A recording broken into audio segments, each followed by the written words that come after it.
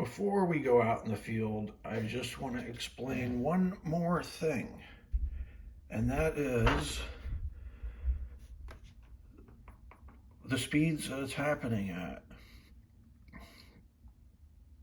10 to 30 miles an hour, nothing.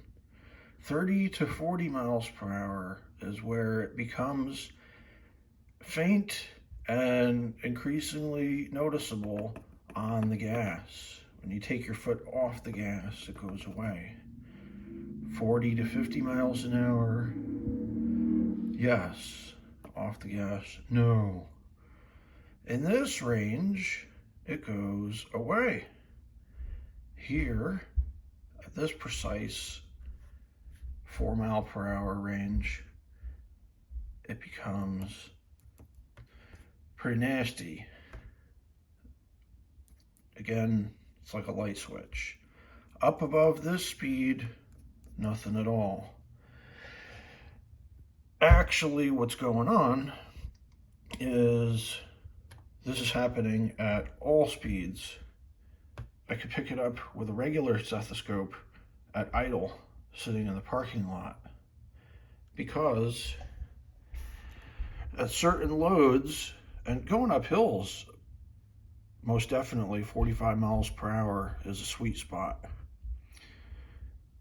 This gets nasty enough to where it induces the vibration into this floor pan that is nearby where my feet are. It acts as a snare drum, a tuning fork, the radio station transmitter, and the receiver in your home or car stereo. It's made out of certain materials, and it's going to react when it becomes violent enough and at certain speeds. That's just the way that goes. We're going to demonstrate this real time. A frequency modulator radio has electrical components inside of it that you can vary using the dial, and that varies its resonant frequency, and then the antenna picks up what you're trying to tune into. If a helicopter goes by your house and it vibrates something in your ceiling, it's because the helicopter blades are creating a frequency. They're creating beats per second that are measurable, and their amplitude is able to match up with something that's either loose, loose parts, or it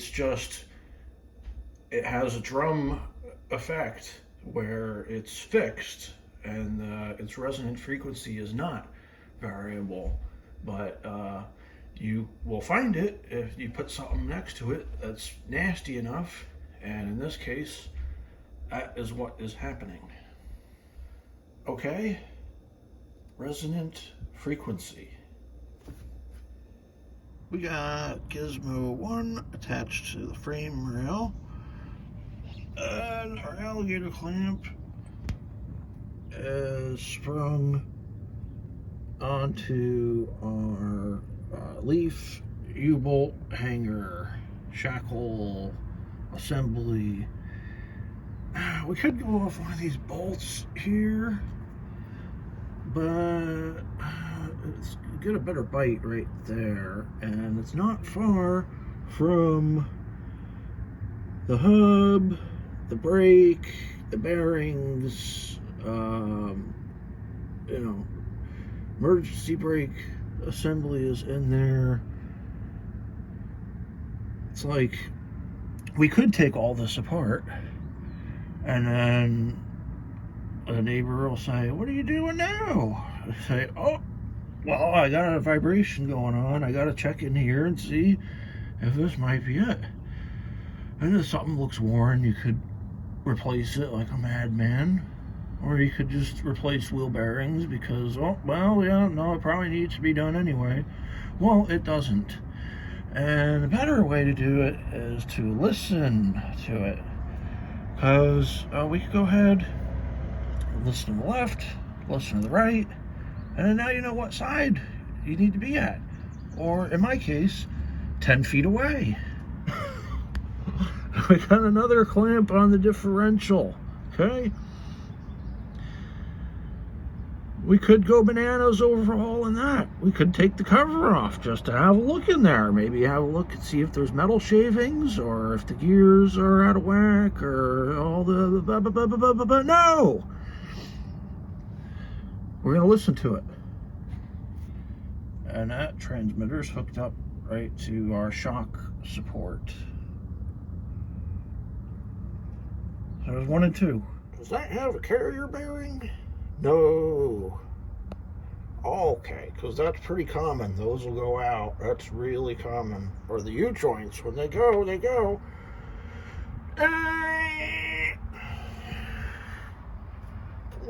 I'm sure I'm going to recommend a balance. I'm going to recommend you go ahead and get that balance, send that out.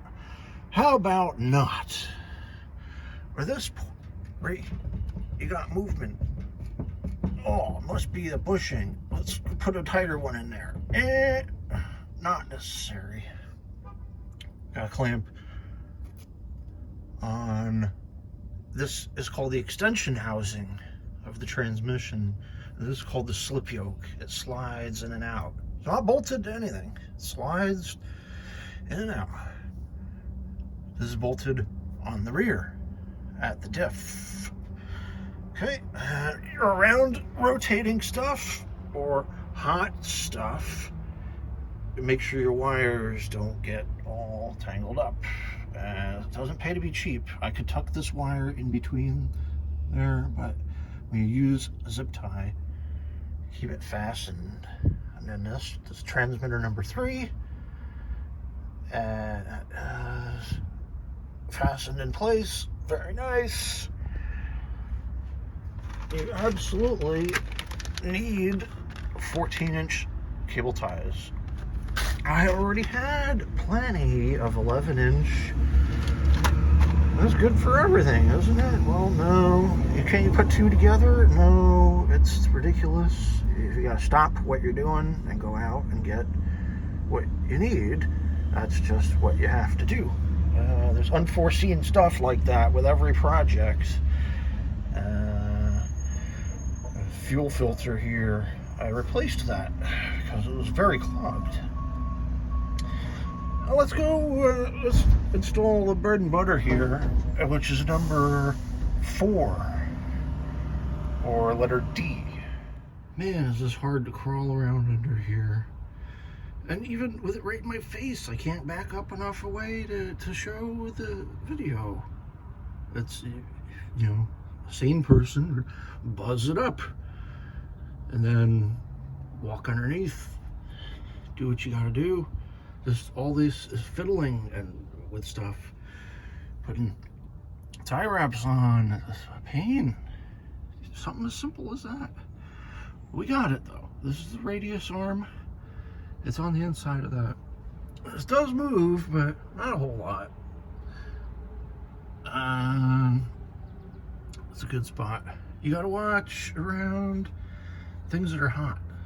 It's the oil filter, cooler housing thing with hoses gets hot. There's a catalytic converter right here. It's very hot. So we got an electrical connector that is exposed. So salt and stuff could come right in. That would suck. Guess that'd be a spot to check if you had something like your brake lights weren't working or something, because that's the harness that goes aft. This is called the bell housing of the transmission. It looks like a big bell. There's a torque converter in there.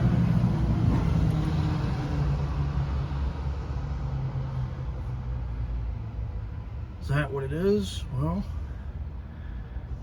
it's very likely. Could there be something else in there still? Yes. It's still not 100% no. This is my homework, and then other people are going to help, I'm sure. Because this is narrowing it down so much, where you have a target, and it used to be off the paper, not even on the target. And then now you're within the bullseye. You're in the red, you're in the orange. This dust cover that it's clipped onto, that also acts like a drum. And it's a point it resonates from. And you can attach it to the other bolts, and you can still hear it, but it's pretty nasty right there.